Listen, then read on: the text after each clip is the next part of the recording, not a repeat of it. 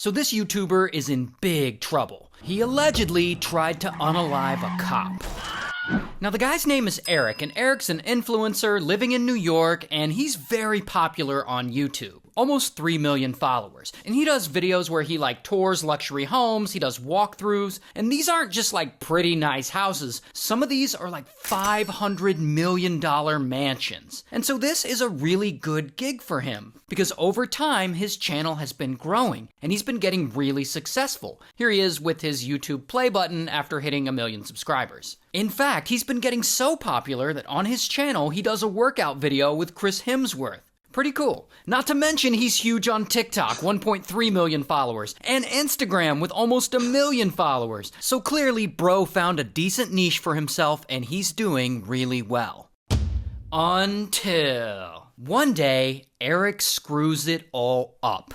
Earlier this year, he puts out a video on YouTube, and in it, he announces that he's been sober from alcohol for several years. 1,444 days sober from alcohol today. And good for him for getting his life together. But then, just a few months later, he apparently falls off the wagon. Because he's driving his Jeep around town one day, and police pull him over. And they find that old Erik is anything but sober. And one news source says he was drunk driving, another news source says he was driving while high on Zaza, so it's likely one of those two things. Regardless, he was allegedly operating a vehicle while intoxicated on something, and so bam, they arrest him.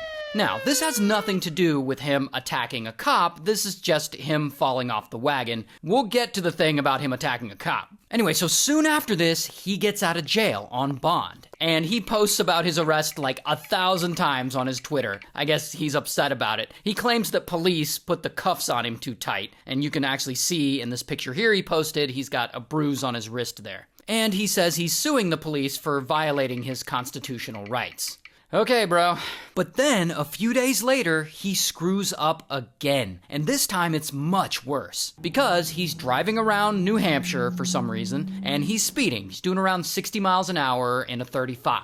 And suddenly, boom, he flies right by a police officer. And the cop's like, oh, hell no. And he pulls out behind Erik, and boo, he turns on his lights. And a bystander actually got this footage of the cop following him. So this is actual footage. Now, most people in this situation would immediately pull over, oh man, I got caught speeding, and then, you pay your ticket and you move on with your life. But that's not what Erik does. Instead, Erik's like, f the police, and he just keeps on driving. So this cop is following him for a while, and finally Erik's like, alright, and he pulls over. So then the police officer pulls up and he orders Erik to get out of the vehicle. Then I guess Erik changes his mind and he's like, fuck the police again, and he drives away again. So now the officer's got to get back in his car and chase him, hoping he'll finally give up and pull over. About 8 miles later, Erik finally does pull over again. But he pulls over to the oncoming lane for some reason. So the officer pulls up behind him and he gets out of his car to approach Erik's Jeep.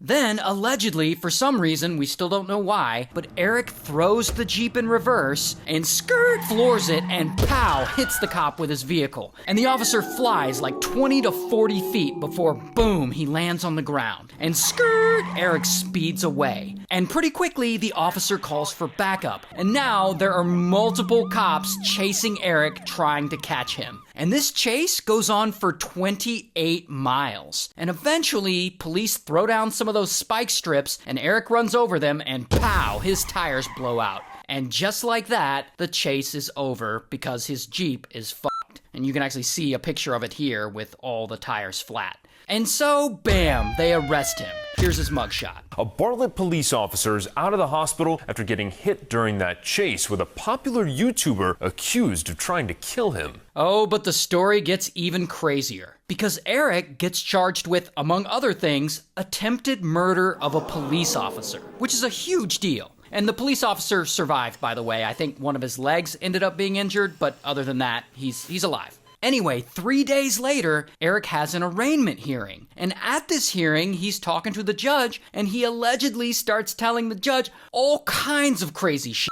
He tells him that he's a popular YouTuber, that he's a public figure. He encourages the judge to look him up and look at his online following because he has millions of followers. Like, I'm not sure that's going to help his case. He apparently also tells the judge that this is all one big misunderstanding, that he's Erik, but that the guy they're looking for is apparently a different guy named Erik. While he's a popular YouTuber, the other Erik isn't, I guess. And he lives in New York, while the real Erik they're looking for lives in another state. I don't know, like, his excuses are weird and confusing, so forgive me if I'm getting any of them wrong. But at one point, he holds up documents and claims that they've been falsified. I have everything right here and it's all been falsified. Then he starts insinuating that the police are all out to get him and that this is all part of some sort of police sting operation. Then he brings up his sobriety. I've been sober from alcohol for 1,558 days, so to press me on a DUI, I'm a public figure. Then his parents show up to the hearing and he starts to break down a little. Mom, thank God, look at me!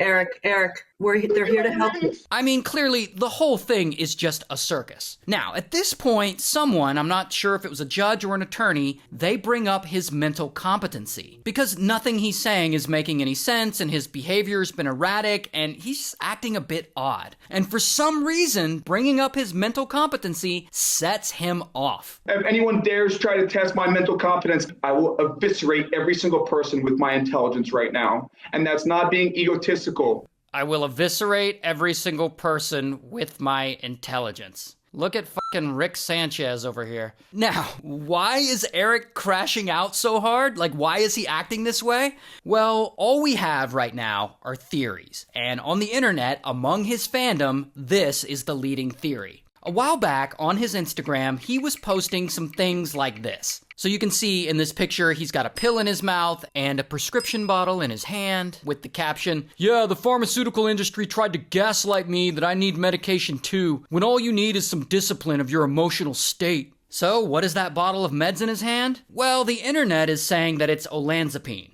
Now, I can't confirm that it's olanzapine, like I've zoomed in on the label, and you can compare it to an actual image of a bottle of olanzapine. Like, it looks similar to me, but I don't know. That's just what everyone on the internet is saying. Now, why that matters is olanzapine is an antipsychotic used to treat the symptoms of schizophrenia. And so the leading theory among his fandom is that he had been prescribed antipsychotics for symptoms of schizophrenia and that he's recently decided that he's going to stop taking them and go all natural because I guess he doesn't trust the big pharmaceutical companies. And that him quitting his meds caused him to fall off the wagon and act out in all kinds of ways, like running over a cop, for instance.